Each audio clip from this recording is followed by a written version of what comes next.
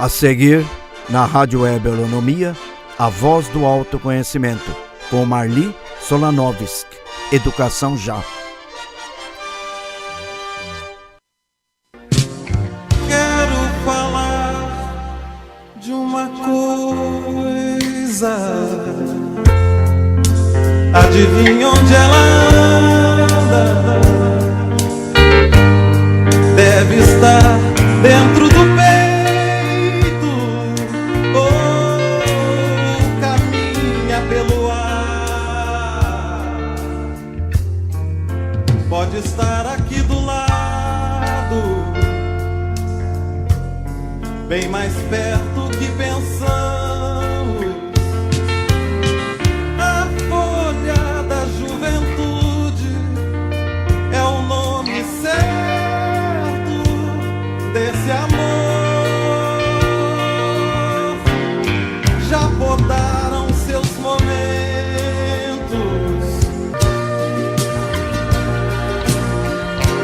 coração de estudante. Há que se cuidar da vida, há que se cuidar do mundo, tomar conta da amizade. Boa tarde, internautas. Mais uma vez estamos aqui com o programa de Educação Já. Hoje nós vamos ter o prazer de apresentar uma entrevista de um livro recém-lançado pela Editora Prata, Protestos no Brasil, cujo subtítulo é Manifestações Populares, ou das redes sociais às manifestações populares, produzido por dois escritores, Edson Fernandes, Ricardo Freitas Roseno. Achamos o tema bastante atual, dado a tudo que está acontecendo no país. É um formidável momento para a gente começar a colocar a questão da cidadania. A educação, ela tem por dever, obrigação e deveria ser de fato a formação do cidadão. Então, quando se fala na palavra educação, se fala na formação da cidadania, do cidadão, de forma como a gente vem trabalhando nos programas, seja de forma oficial, dentro das academias, das escolas, instituições públicas ou privadas, ou dentro da escola livre, ou dentro da escola da vida. Então hoje a gente vai apresentar uma entrevista que nos foi enviada pelos dois escritores. Fizemos aqui a Rádio Holonomia, nós preparamos algumas perguntas que são de interesse dos internautas e recebemos as respostas por escrito, e nós vamos pedir licença para os nossos internautas prestarem muita atenção nos conteúdos, porque, como os próprios escritores nos disseram, o tema é quente e foi produzido dentro de um calor que começou no mês de junho e que continua e provavelmente tem duração até o ano que vem, na hora das novas eleições. Então eu gostaria agora que o professor Camargo, que me acompanha aqui no estúdio, pudesse fazer a leitura do release da obra, para vocês terem uma ideia sintética do que essa obra produziu, e em seguida nós iremos para o tema da entrevista. Internautas, vamos mostrar o seguinte: diz os nossos autores que este não é um livro sobre qualquer acontecimento ou eventual olhar de uma única pessoa, bandeira ou interesse frente à indignação da população brasileira. É um livro feito pelo olhar de milhões de brasileiros que, durante as manifestações de junho de 2013, criaram a maior mobilização em número de pessoas já vista pelo mundo e pelo Brasil na sua história. Estima-se que mais de 2 milhões de menções foram feitas nas redes Twitter, Facebook, YouTube e Google, e que mais de 132 milhões de pessoas foram impactadas por essas postagens, criadas por 941.295 usuários únicos.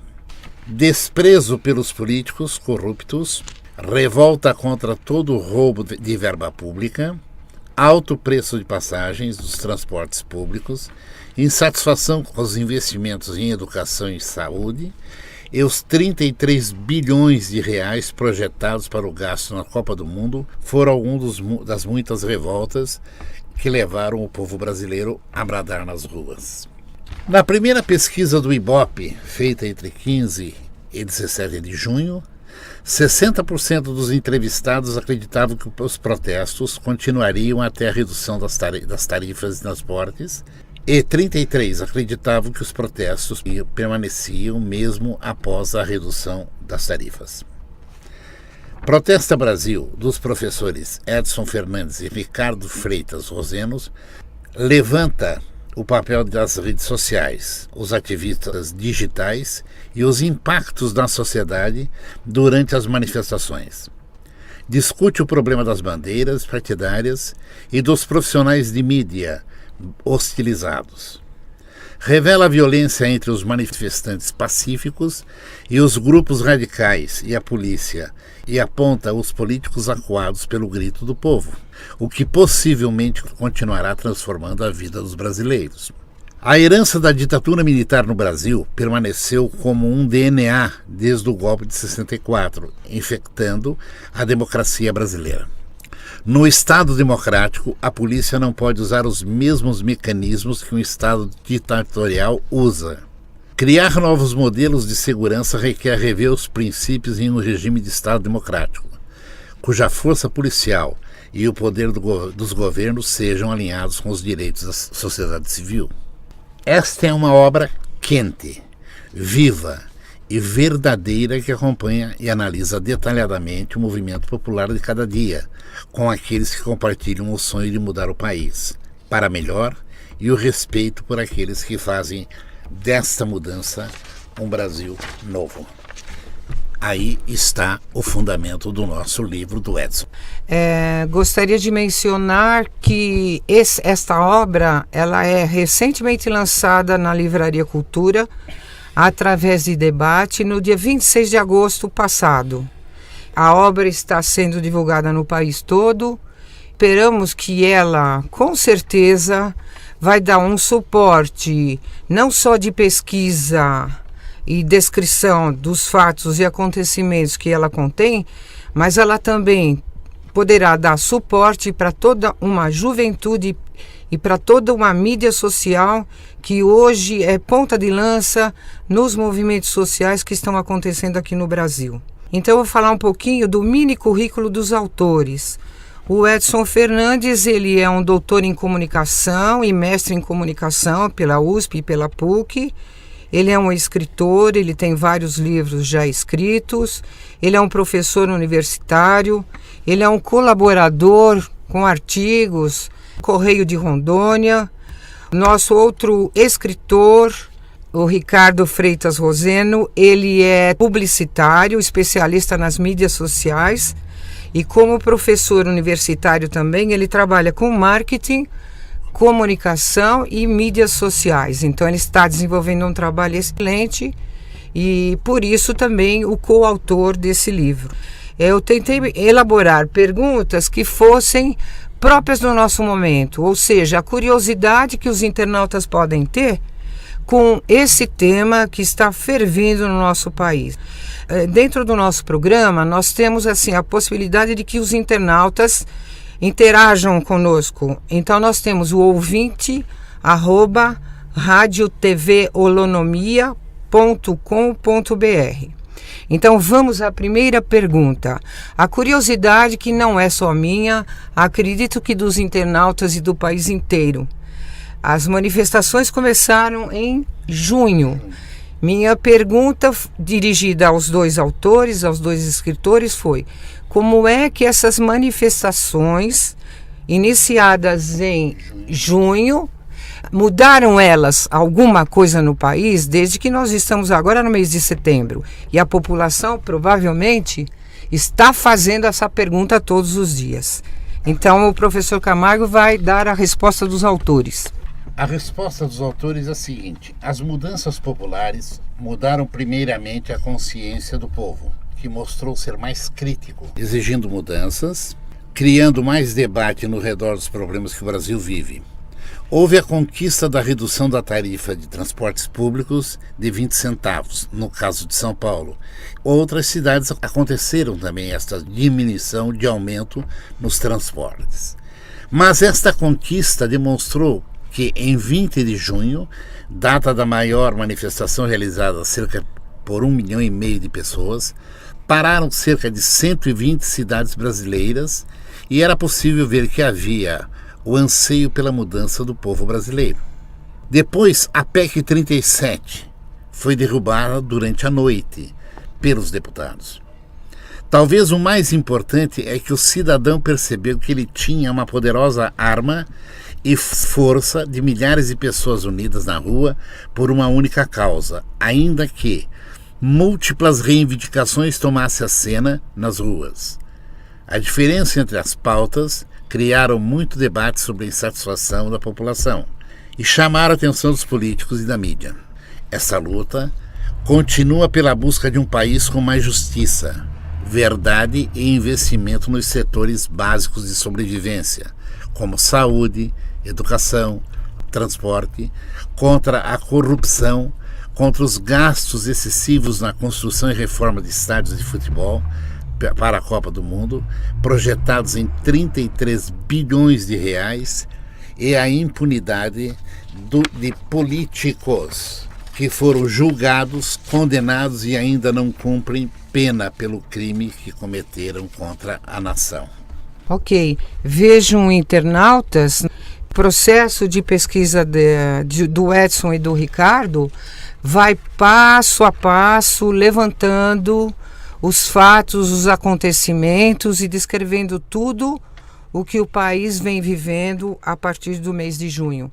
Já trata-se de uma data histórica, onde a história hoje, pelo processo tecnológico e pela vontade dos dois autores e pela colaboração da Editora Prata, está permitindo que tenhamos essas informações coletadas no sentido de online, toda uma população de internautas possa já estar mais credenciado para que todo esse protesto possa continuar. Então vamos agora para a segunda pergunta. Aconteceu uma coisa, no release que os escritores nos mandaram, apareceu ali uma palavra, ativismo digital. Esse bloco de palavras ligado a uma fase nova. Vocês lembram que no movimento dos Cara Pintadas, a população jovem foi para as ruas contra o Collor. Hoje nós temos uma forma diferente de levar a população para as ruas, justamente por esse bloco de palavras, onde eu pedi que o Edson e o Ricardo me explicassem, afinal, o que é esse ativismo digital de que tanto vocês falam no livro. Então, o professor Edson, juntamente com o professor Ricardo, manifestaram o seguinte, muito interessante, porque essa palavra realmente é uma palavra nova dentro dos nossos princípios aí da mídia. Ativista digital é um conceito novo que não existia nas outras manifestações que ocorreram no país. Quando houve o movimento das Diretas Já, em 1984, o movimento dos Cara Pintadas, em 1992, não tínhamos a facilidade, a velocidade como as manifestações de 2013. Se organizaram e foram para as ruas. A partir do século XXI, o mundo globalizado e a era da tecnologia criaram interações nunca imaginadas antes. Ampliaram a comunicação com equipamentos portáteis e propiciaram a mobilidade dos usuários sem a necessidade do deslocamento físico. É a chamada Era do Toque. Olha que interessante. Era do toque. Do controle remoto, da conexão imediata sem limites de espaço e tempo. A geração de jovens que estão à vontade com o mundo digital tem nos colocado à frente do tempo. Com um modo de vida pragmático, eles estão antenados com os acontecimentos do mundo. Criaram tribos modernas nas comunidades virtuais, conectadas em rede e nas redes sociais. Uma nova forma de democracia está sendo construída. Essa geração é conhecida como Geração Z. São os nascidos de meados da década de 1990 até os dias atuais. Para esses jovens, o amigo é uma sociedade em rede. O tempo é o agora. Eles tratam vários assuntos conectados entre si ao mesmo tempo. E o mais importante é estar conectado no mundo. Vimos o movimento no Wall Street, que surgiu nos Estados Unidos, em 17 de setembro de 2011. A queda do ditador do Egito, a onda de movimentos na Turquia em 2013, os protestos na Líbia, Marrocos, Iraque, Irã e finalmente no Brasil.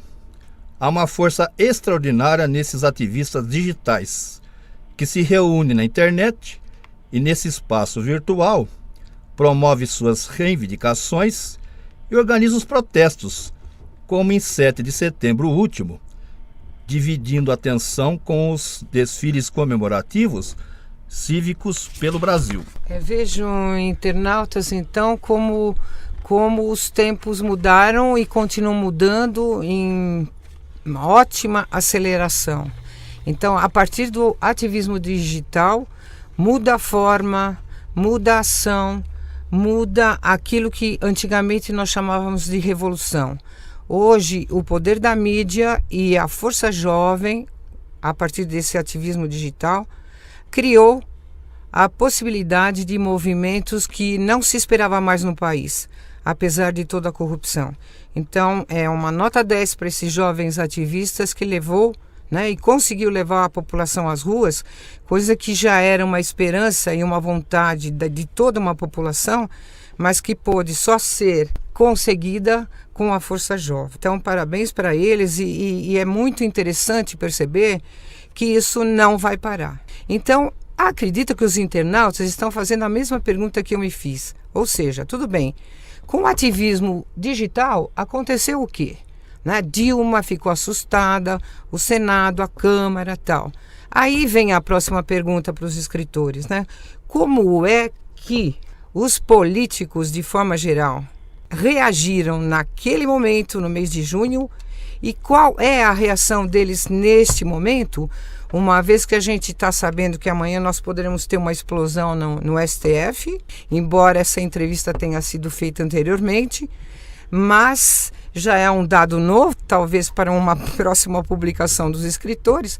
Então nós queremos saber como os políticos reagiram e como eles estão reagindo atualmente. Os políticos ficaram atônitos em junho, quando viram milhões de pessoas nas ruas protestando contra muitas coisas. Mas a redução no preço das passagens dos transportes públicos, a corrupção, a violência contra os manifestantes e a construção de reforma dos estádios tomaram a cena das manifestações. Os políticos, primeiramente, não sabiam como iriam reagir. Em junho, a presidente Dilma dava uma declaração sobre um plebiscito popular. Depois, os políticos voltaram atrás, sem apoiarem essa decisão. Depois, no dia 9 de julho, senadores tentaram derrubar a PEC que alterava as regras da suplência, mas quando as redes sociais e a mídia denunciaram esse escândalo, eles voltaram atrás e no dia seguinte aprovaram o projeto original que impede parentes de até o primeiro e segundo graus de serem suplentes de qualquer senador. Porém, ainda hoje, alguns políticos estão deitados na praia olhando a onda do tsunami que vem do mar, sem acreditarem que ela irá atingi-los. As pessoas estão reclamando que as atitudes dos políticos são incompatíveis com o tamanho das manifestações. Vemos agora o caso dos mensaleiros, que já foram julgados, mas não estão presos. Que a justiça cria artimanhas para empurrar a decisão para outro processo em Brasília, outro julgamento, outra estratégia para livrar os mensaleiros da cadeia. Os políticos estão cada vez mais perdendo a representação que tinham. Estão caindo no total descrédito da população. Na Câmara Municipal de São Paulo, estivemos para um debate sobre as manifestações de rua e não havia um político sequer. Eles mandaram seus assessores como representantes. Agora, governantes não percebem o que de fato está acontecendo. Não alentaram que as eleições de 2014 estão batendo a porta e que a atitude de cada um deles irá refletir durante o voto nas urnas dos eleitores. No entanto, internautas, paira por cima de nós uma sombra, que é a questão da diminuição dos manifestantes e, inclusive, uma diminuição na extensão territorial das manifestações. É um lado da sombra contra, possivelmente, a população, e nós quisemos saber dos autores o que eles pensam disso.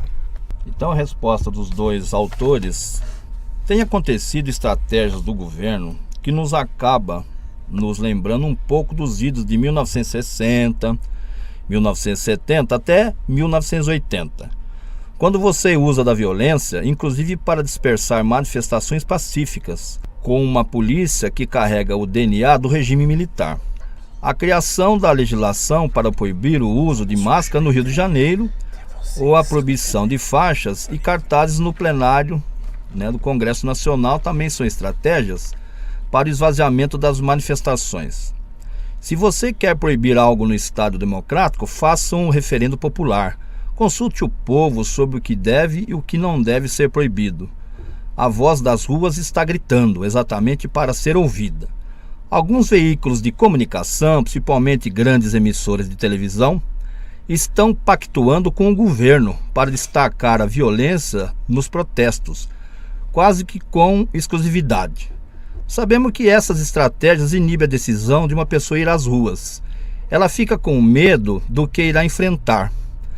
A OAB, que é a Ordem dos Advogados do Brasil, por exemplo, pediu apuração sobre os abusos de violência em 7 de setembro último. Os grupos de jovens, de movimentos, resistem como os jovens à época da ditadura militar resistiam. No livro há um capítulo que perguntamos se está nascendo uma nova democracia no Brasil. Se estamos girando novamente a roda da democracia ou estamos reinventando a roda. Se há um Estado democrático, ele não dialoga com violência com a população. Na obra defendemos que é o próprio movimento da democracia que reinventa a democracia e que democracia não pode ser somente uma ideia criada. Ela é a invenção de uma ideia que transforma outras ideias em democracia. Vejam, internautas, que os dois autores, apesar de ter iniciado com uma pergunta do lado da sombra e do lado contra a população, os autores fecham essa pergunta com uma esperança, ou seja, ideias produzindo ideias para uma reestruturação de uma nova democracia. Segundo eles, a democracia, ela se renova e ela tem que dar passos para frente, coisa que dificilmente está acontecendo ainda no país. Outra situação é a de imaginar, indo um pouco para a obra, imaginar o Edson e o Ricardo, porque nós aqui sabemos, dentro do Educação Já, a dificuldade que existe em escrever uma obra. E isso quando a gente tem o tempo de pesquisa, e a pesquisa já aconteceu, e ela já está fechada. Agora, imaginamos então, internautas, escrever uma obra ao frigir dos acontecimentos, ou seja, no momento que a coisa está explodindo, uma manifestação aqui, ali, acolá, os dois escritores colhendo os dados praticamente online com todas as pessoas em volta e escrevendo ao mesmo tempo. Então isso é algo novo também. É algo novo que a tecnologia está permitindo e que nós, os educadores, temos que pensar numa nova maneira de escrever obras, principalmente quando elas se ligam às questões cidadãs.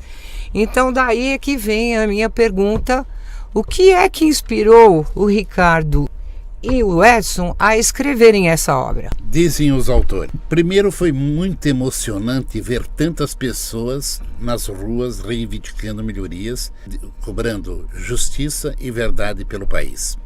Depois, era importante que os fatos fossem registrados na história e analisados para que o livro pudesse contribuir como uma gota no oceano para a reflexão das pessoas e levasse a população ao poder da discussão. Fizemos o recorte das manifestações e aprofundamos uma análise do que estava acontecendo. Esta é uma obra que chamamos de Quente.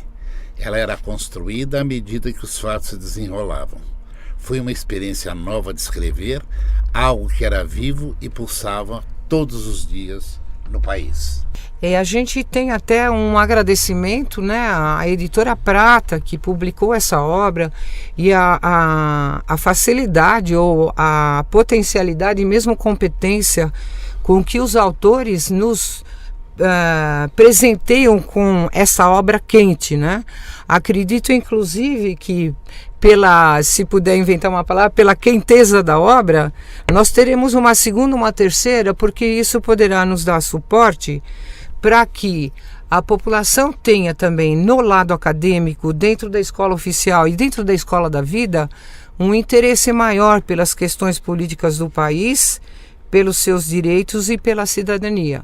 Então é nesse momento que a gente agradece a possibilidade de estar divulgando essa obra, né? Neste momento, o Educação Já tem essa função de mostrar qualidade, de mostrar cidadania, de fazer avançar uma educação que sequer aconteceu ainda neste país. Então estamos aí abertos para novas publicações e inclusive agora nós vamos colocar como que essa obra lançada pela Editora Prata, encontrada na Livraria Cultura, onde houve o primeiro debate de lançamento. Fui informada também que depois houve um pré-lançamento. Outra informação que a Saraiva também tem a obra, mas nós vamos dar os sites e os endereços para que os internautas corram atrás da obra, porque a próxima virá mais quente ainda. Então queria agradecer aqui imensamente essa oportunidade aos autores. Então, como que podemos encontrar o Protesta Brasil, das redes sociais às manifestações de ruas? O livro está sendo vendido na Livraria Saraiva, como disse a Marli, e na Livraria Cultura. É possível também adquirir a obra no site da Editora Prata, www.editoraprata.com.br. Temos também um site do livro, www.protestabrasil.net.br. Páginas no Facebook, no endereço eletrônico facebook.com/livroprotesta.br. Agradecimentos a todos vocês. Concitando os internautas, né, que corram atrás desse livro, os jovens, os ativistas digitais, né, para eles perceberem o que eles mesmos talvez nem saibam bem ainda de forma consciente o que fizeram e o que estão fazendo. Nós vamos agora para um intervalo e vamos fazer uma homenagem, João, antiga, mas também nova, com uma música. Vamos fazer uma homenagem para o Vandré, hoje, que teria provavelmente uma capa digital inteiramente nova. Até depois do intervalo.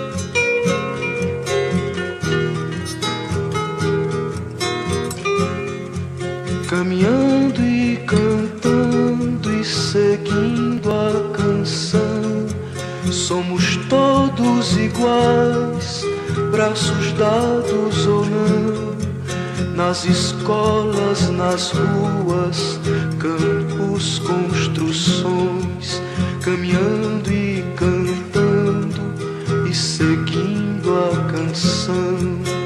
Vem, vamos embora, que esperar não é saber. Quem sabe faz a hora, não espera acontecer. Vem, vamos embora, que esperar não é saber. Quem sabe faz a hora, não espera acontecer.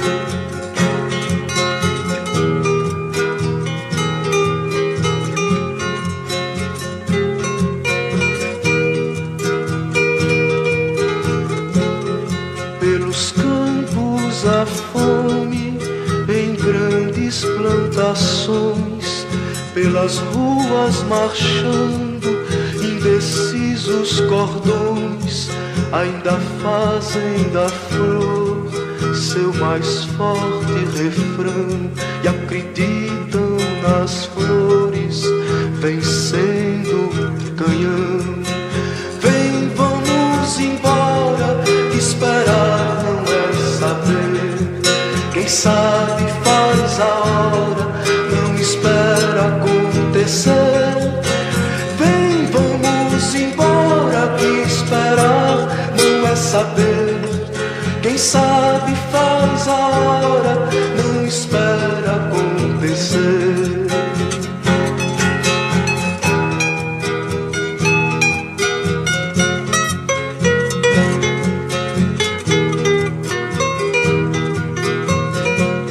Há soldados armados, amados ou não, quase todos perdidos, de armas na mão.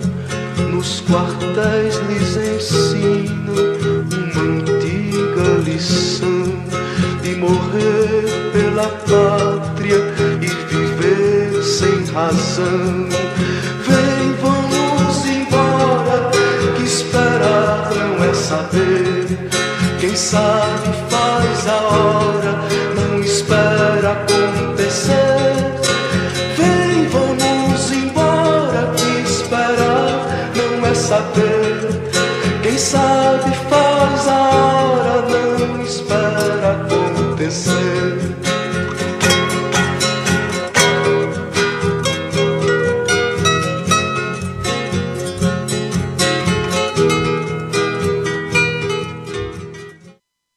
Radionomia, a voz do autoconhecimento, editorial.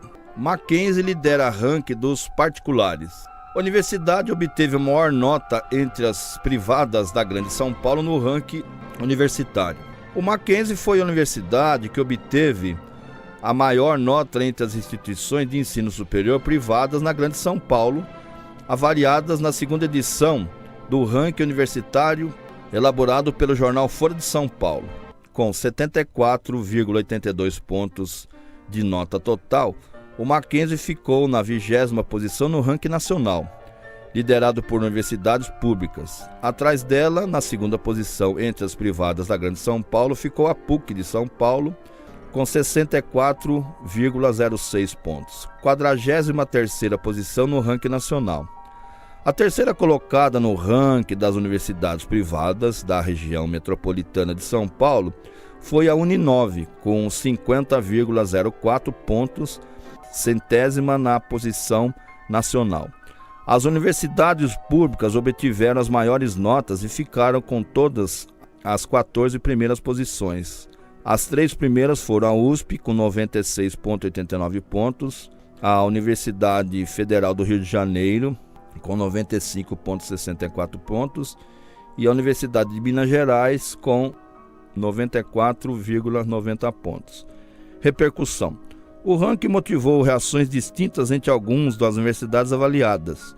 O principal questionamento foi o da Unicamp, estadual, de Campinas, quinta colocada no ranking, que considera haver falhas nos critérios de classificação, mas que mesmo assim considera a iniciativa importante. A Folha, através do seu ranking universitário, avaliou 192 universidades brasileiras e também analisou os 30 cursos com mais estudantes matriculados no país, como administração, direito e medicina.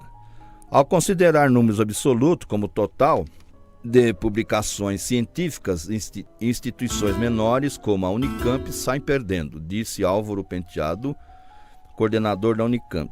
A Unesp, sexta melhor, disse que a avaliação é uma forma de as instituições refletirem sobre seu posicionamento nas áreas de ensino. Então, as 10 primeiras na capital foram a Universidade Presbiteriana Mackenzie, o segundo colocado, a Pontifícia Universidade Católica de São Paulo, PUC, a terceira foi a Universidade 9 de Julho, Uninove, a quarta foi a Universidade Paulista, Unip, a quinta foi a Universidade Metodista de São Paulo, A sexta foi a Universidade de São Francisco. A sétima, a Universidade Cruzeiro do Sul. A oitava, a Universidade de Guarulhos. A nona, a Universidade de Mogi das Cruzes. E a 10ª, a Universidade Cidade de São Paulo, Unicid. Editorial Radiolonomia, João Gilberto. Olá, voltamos aqui do intervalo com o programa Educação Já. Gostaria de alertar os internautas que tivessem interesse. Nós estamos programando um curso cujo título provisório ainda é A Arte de Governar a Si Próprio. Eu acredito que esse trabalho é um módulo que vai ser realizado num sábado e num domingo, dado que as pessoas durante a semana estão mais ocupadas. A gente vai, ao longo dos programas, veiculando os conteúdos e chamando os internautas que quiserem participar desse trabalho conjunto que nós vamos fazer aqui na rádio. Eu fico, então, ainda devendo o endereço, as informações, mas vão pensando já se não seria o momento das pessoas começarem a retomar sua autocondução, seu autogoverno, para inclusive ajudar nos protestos e manifestações que com certeza vão continuar. E continuando com o mesmo assunto, os protestos e as manifestações, tem aqui alguns depoimentos, algumas formas, né, que a gente pode conversar sobre as questões também internacionais, conhecidas pelo João Gilberto, pelo Camargo, que vão colocar aqui como é que dentro da política internacional estamos caminhando. Então vamos inserir um pouco o Brasil dentro do movimento dele próprio e em relação com os outros movimentos. Essa posição é interessante. Eu mesmo crio um certo corte entre as manifestações, por exemplo, da Primavera Árabe, a este movimento aqui, vivido aqui por nós. A Primavera Árabe, ela traz do seu bojo um certo componente da violência e do autoritarismo que é comum naquele tipo de sociedade, ou não é comum em sociedades, mas ao traço cultural das sociedades árabes é um ponto comum. E que agora virou o motivo do rompimento disto. Esse processo, que passa o Egito, que passa o Iraque, que passa o Afeganistão, passa o Irã, muito mais fraco atualmente, e agora a Síria, estão cedendo espaço para um autoritarismo pior, religioso pior, que é autoritarismo de religião muçulmana xiita. E atrás deles tem assim grandes grupos fortemente armados, como o Hezbollah, como o Al-Qaeda, etc. E que realmente são, antes de mais nada, contrários à política ocidental. É um grande problema que está sendo resolvido na medida que os governos daquelas áreas veem a impossibilidade ainda de gerir as suas sociedades dentro de um modernismo que já existe no mundo ocidental. No Brasil, por exemplo, nós temos um problema que já vem de alguns anos, que é o silêncio, eu vou usar um termo que eu não gosto, acovardado do povo. Parece que o povo tem medo. O povo, desde do livro do pai do Chico, agora é o pai do Chico Buarque, o brasileiro cordial, aquilo criou um tipo de visão bem estranha, suplantou ou submergiu as ideias do Romero, criou uma fase que o brasileiro é muito gentil, muito educado, muito medroso. Esse processo parece que está cedendo muito vagarosamente. Não existe mais aquele componente, por exemplo, de uma Revolução Farroupilha. A Revolução Farroupilha, ela teve como pano de fundo um objetivo, esse objetivo do século XIX, é claro. Esse objetivo foi perseguido até a tentativa da própria separação do Estado gaúcho do Brasil. Hoje existem meios, no Brasil, por exemplo, que são meios bem complicados.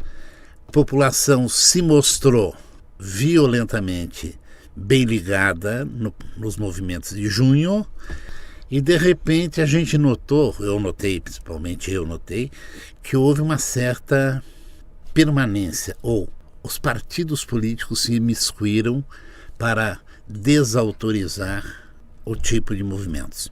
Inclusive os sindicatos. Né? Os sindicatos também. Porque todos eles são instituições compradas, manipuladas pelo poder central.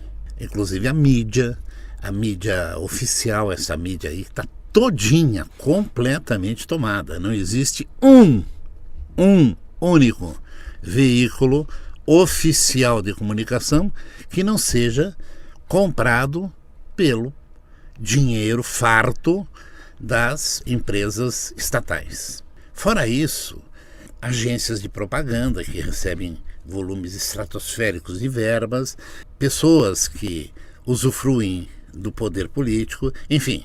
Para romper este problema, no Brasil acho que torna-se mais difícil, porque existem muitos elementos instituídos que faz desautorizar, por exemplo, uma violência natural de movimento rebelde, como vandalismo.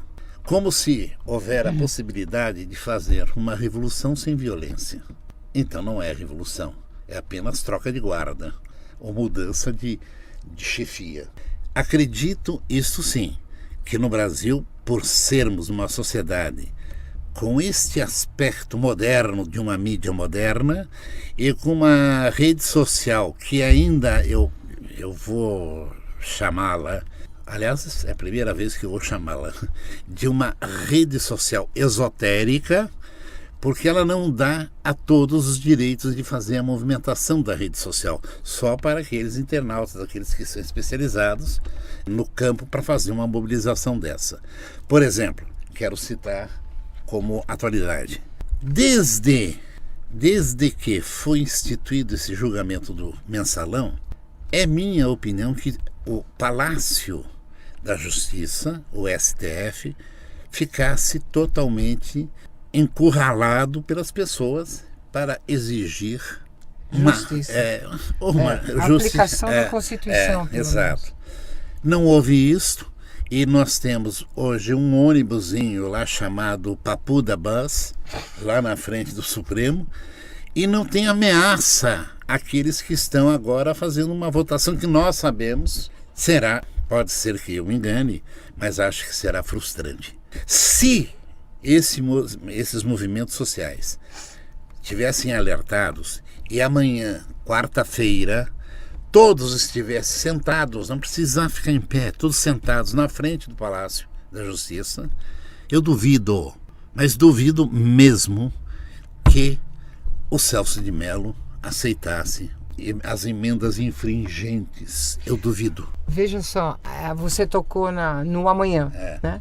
E aqui a rádio ela vai veicular ao vivo toda a programação do STF. Então os internautas aí que tiverem essa disponibilidade, e acho que tem, eles poderão ficar atentos aqui à Rádio TV Holonomia, nesse sentido de ver o que vai sair do Supremo Tribunal Federal, que agora, né, está se construindo como um Supremo do Supremo, porque ele não está obedecendo à Constituição. E eu queria saber, então, mudando um pouquinho o assunto, eu queria saber, a preocupação sempre é a educação, né? Porque ela tem que ser já, né, como o próprio nome do programa, e ela não tem mais o direito de ter tantas falhas. Então eu fico imaginando esses movimentos sociais, os protestos, o planeta inteiro fervilhando. Como é que vocês pensam, como que a educação está caminhando? João, o que você acha assim? A educação no Brasil, com a experiência que você está vendo dentro dos outros países? Marli, primeiro quero parabenizar a primeira parte do programa, através do livro do professor Edson Ricardo, porque foi realmente interessante, porque eles falaram movimento quente, ou seja, estava acontecendo as passeatas e as reclamações do povo, e eles estavam escrevendo o livro deles, né, Marli? Exatamente. Então isso já o quê? Já justifica, que a gente tem falado muito, hoje o mundo funciona online. Então, Marli, veja bem, justamente foi criado toda essa estrutura, que inclusive nós lançamos há 2 semanas atrás na Universidade Holística, é justamente para isso. Nós temos aí um processo educativo mundial, já de 5.000 anos atrás. Eu faço a seguinte pergunta: aonde está a Suméria? Aonde está o Egito? Aonde está a Grécia? Aonde está Roma? Então, se nós formos ver as civilizações que realmente sobreviveram a tudo isso, nós teremos aí a civilização hebraica, que inclusive agora esse mês está comemorando 5.774 anos, e a civilização da China.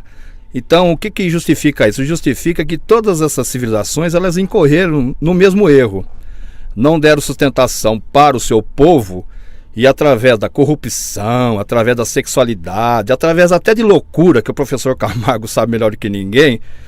Então, tudo isso, Marli, faz parte realmente, na minha opinião, de um grande caldeirão de mudança do Brasil. Porque o Brasil, em comparação com essas grandes civilizações, ele é um jovem. É um jovem de 500 e poucos anos, mas que agregou realmente todas as civilizações aqui no nosso país. Então esse momento é um momento realmente muito triste, mas que a população, através da reflexão, tem que perceber que chegou a hora da mudança. Nós falamos aqui com relação a revoluções, o povo sempre teve a lei de todas as revoluções que o Brasil teve. Em 1822 foi feita a separação da independência. Quem participou disso não foi o povo, foi as elites, maçonaria. 1889 é a mesma coisa, o povo não participou. E o que eu achei muito impressionante foi agora o povo participou. Não tinha partido, não tinha bandeira, não tinha sindicato. A gente via inclusive famílias, o pai, a mãe, o avô. Então, na minha opinião, foi realmente assim uma mudança de postura, porque até foi citado aqui pelo professor Camargo, quando Ben-Gurion falou que quando o povo realmente tomou o poder nas mãos, as coisas aconteceram. Então, Marli, na minha opinião, o que realmente vai acontecer é isso. Através aqui do nosso programa, através das nossas orientações, o povo entender o seguinte, que a força de um Estado está na mão do povo. E até foi falado pelo professor Camargo, nós temos que deixar o medo debaixo da cama e fazer com que nem o Wilson de Castro sai na rua, levantando bandeira, porque não se faz revolução assistindo televisão. Faz revolução reivindicando, é lógico, de uma maneira ordeira. Então, Marli, na minha opinião, realmente, a transformação é através da educação. É o que a gente está debatendo e a gente vai levar esses preceitos aqui dentro da nossa rádio, porque povo culto, povo sábio, é povo que não é manipulado. Então, Marli, eu passo a palavra para você. E é lógico, esses programas vão ser desdobrados através da educação. Inclusive, você lançou a ideia de começar pela educação religiosa, que já vem desde a época lá de Adão e Eva, né, Marli? Então, parabéns por mais esse programa, mais essa iniciativa sua, viu, Marli? Ok. Obrigada, né? Eu acho que o mérito é de todos nós que estamos tentando construir uma rádio com qualidade, né? De uma forma voluntária, de uma forma firme e de uma forma que a gente possa minimamente colaborar com as áreas de conhecimento, porque hoje a gente entende que o conhecimento é livre, ele não é propriedade privada, ele pertence a todos. Então eu gostaria de encerrar o programa com um trecho de um livro que eu lembrei do Peter Berger, A Construção Social da Realidade. Ele diz assim que o problema sociológico não é o crime, mas a lei. Não é o divórcio, mas o casamento. Não é a discriminação, mas a separação entre raças. Não é a revolução, mas sim o governo. E isso eu acho que cabe inteiramente com um adendo ou uma colaboração com o livro do Edson, do Ricardo. Quero agradecer mais uma vez a atenção dos internautas e voltamos na próxima com Educação Já. Tenha uma boa semana, boa tarde para todos. Quero falar de uma coisa. Adivinha onde ela anda? Deve estar dentro do peito ou caminha pelo ar. Pode estar aqui do lado, bem mais perto que pensamos. A folha da juventude é o nome certo desse amor. Já podaram seus momentos,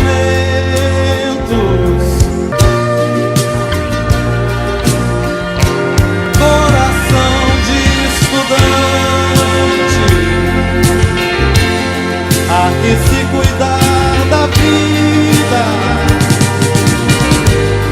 há que se cuidar do mundo, tomar conta da amizade, alegria e muitos sonhos espalhados no caminho. Verdes, planta e sentimento, folhas, coração, juventude e fé.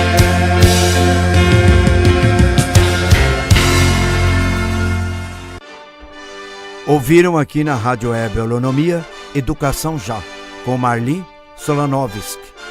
Continue com a nossa programação.